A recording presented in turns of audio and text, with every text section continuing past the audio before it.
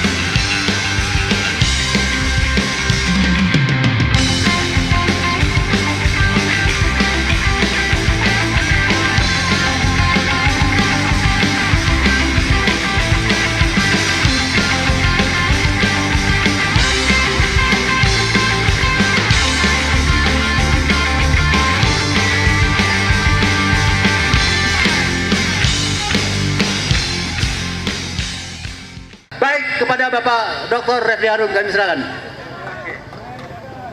Nanti bang satu-satu, bang satu-satu. Bismillahirrahmanirrahim. Assalamualaikum warahmatullahi wabarakatuh. Waalaikumsalam warahmatullahi wabarakatuh. Allahu Akbar. Allahu Akbar. Allahu Akbar. Allahu Akbar. Allahu Akbar. Ya, kawan-kawan semua, bapak-bapak, ibu-ibu sekalian, kita sekarang sedang berada di depan gedung Komisi Pemilihan Umum. Kenapa kita datang ke sini? Karena kita percaya dengan KPU.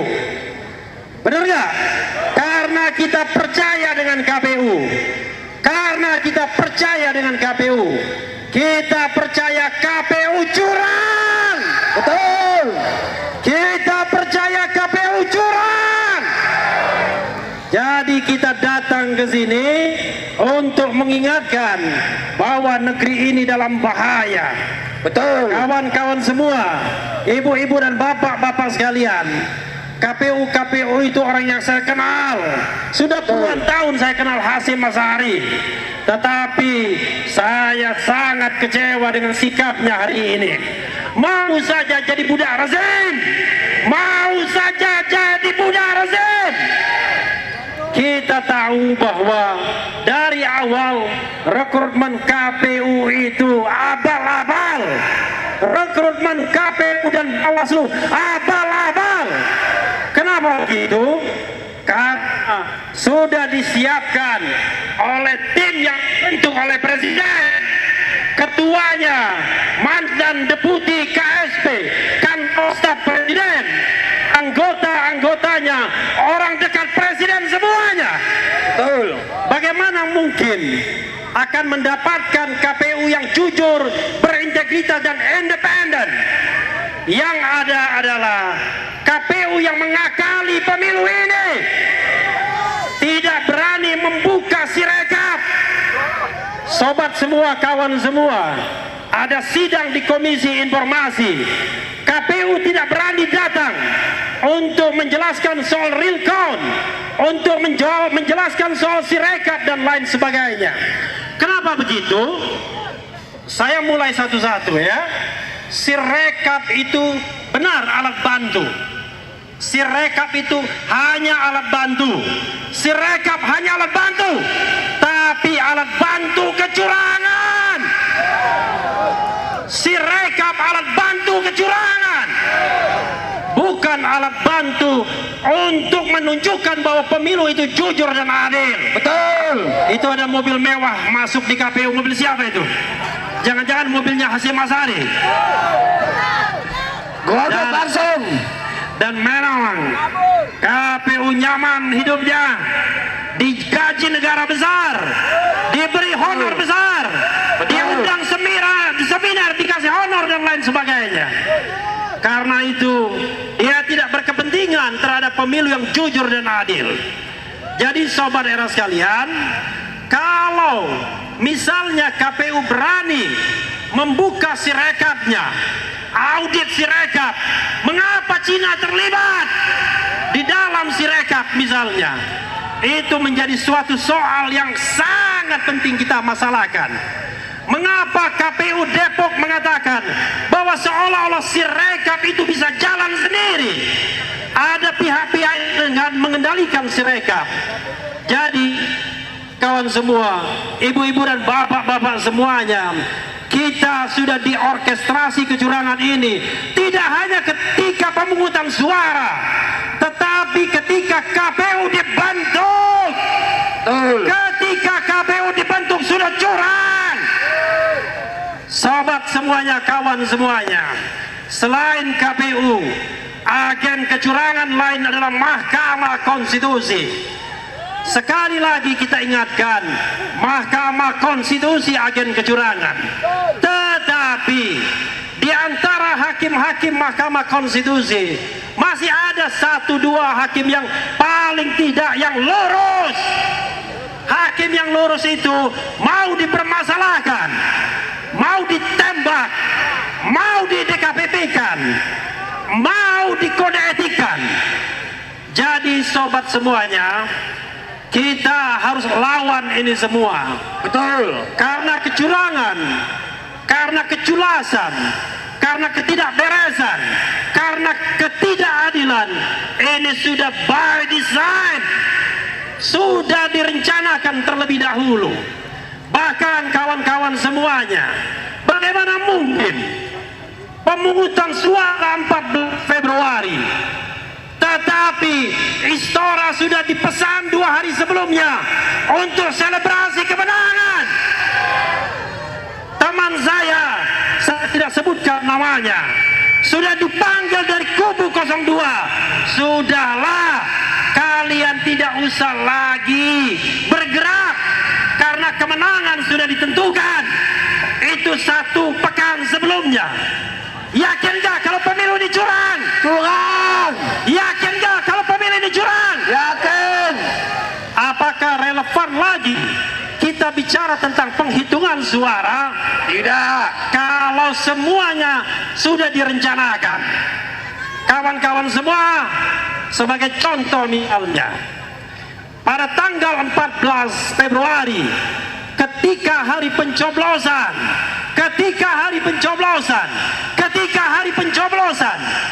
hanya beberapa jam, 1-2 jam setelah penghitungan suara, langsung diketahui hasil pemilu. Dan hasil pemilu itulah yang dijadikan panduan untuk selebrasi, dijadikan panduan untuk menitipkan sesuatu yang menjadi program pasangan calon 02 di APBN tahun berikutnya. Maka ini sangat menganehkan. Bahkan Presiden Jokowi konon kabarnya sudah menitipkan 4 nama untuk masukkan kabinet 02. Mereka ini jangan-jangan membantu dalam kecurangan tersebut. Betul. Dengan segala hormat kepada bapak-bapak polisi yang menjaga kita di depan, 4 pejabat tersebut yang dititipkan, saya dengar 1. Sekretaris Negara Pratikno. Betul. 2. Menteri BUMN Erick Thohir. 3. Menteri Investasi Bahlil. Betul. Dan keempat, saya sangat sesalkan Kapolri Jenderal Listio Sigit. Ada apa? 4 pejabat ini harus dititipkan untuk kabinet ke depan. Ada apa? Apakah ada makan siang gratis? Ada pesanan. Apakah ada makan siang gratis? Tidak ada. Semuanya sudah didesain. Karena itu sebenarnya ketika kita demo di depan KPU, kita hanyalah demo di depan boneka. Hanya di depan boneka kecurangan. Enggak penting sebenarnya KPU. Tidak penting Hasyim Asyari. Tidak penting semua anggota KPU. Karena yang paling penting kita lengserkan adalah Joko Widodo. Lengserkan Jokowi. Negeri ini akan hancur kalau kita tidak lawan dari sekarang. Pemilu yang curang hanya 1 titik untuk menguasai negara ini. Besok-besok semua pemimpin negara ini hanya akan ditentukan oleh segelintir oligarki. Karena itu kita harus lawan. Tolong teriakkan kawan-kawan semua. Kalau saya katakan lawan, kita katakan lawan, ya. Lawan!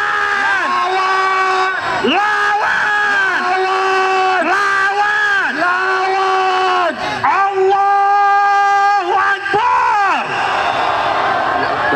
Allahu Akbar! Allahu Akbar. Allahu Akbar!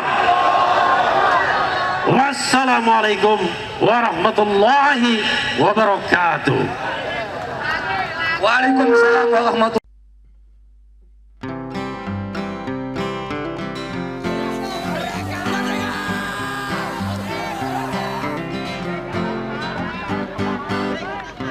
Kaulah itu langit Jakarta membara,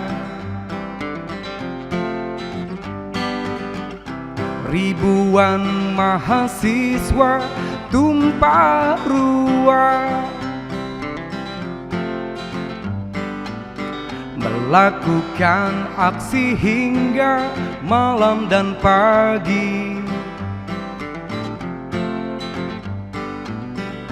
menuntut satu kata reformasi.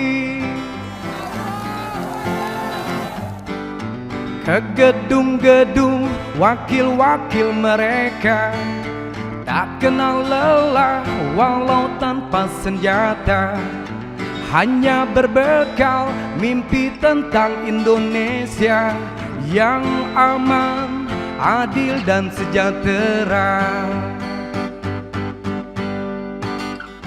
Tapi kini reformasi telah dikhianati.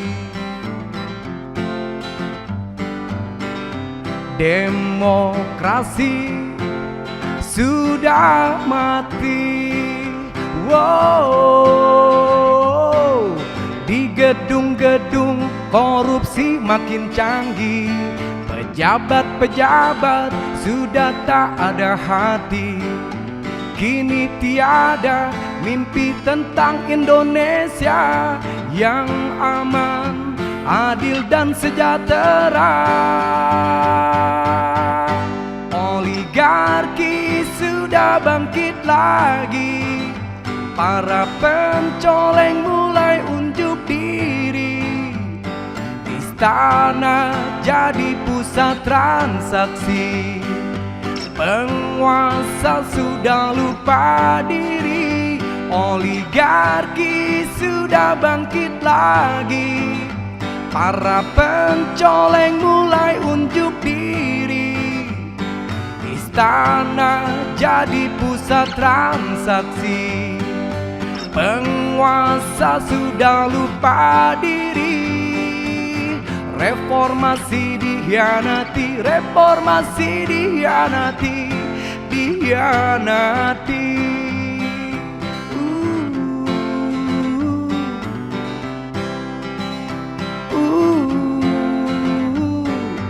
Gedung-gedung korupsi makin canggih, pejabat-pejabat sudah tak ada hati. Kini tiada mimpi tentang Indonesia yang aman, adil dan sejahtera.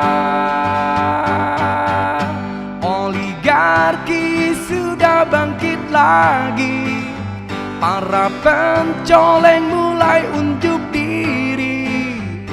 Istana jadi pusat transaksi, penguasa sudah lupa diri. Oligarki sudah bangkit lagi, para pencoleng mulai unjuk diri. Istana jadi pusat transaksi, penguasa sudah lupa diri.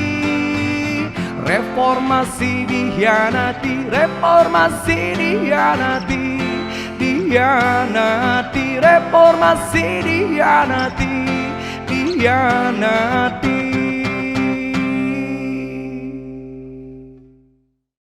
Assalamualaikum warahmatullahi wabarakatuh. Izin melaporkan bahwasanya mobil komando daripada aksi GNPR Gerakan Nasional Pembela Rakyat baru sampai sekitar 5 menit yang lalu, dan kita berada di depan patung kuda. Oleh karena itu, kepada para aktivis, kepada para pejuang, kepada para mujahid,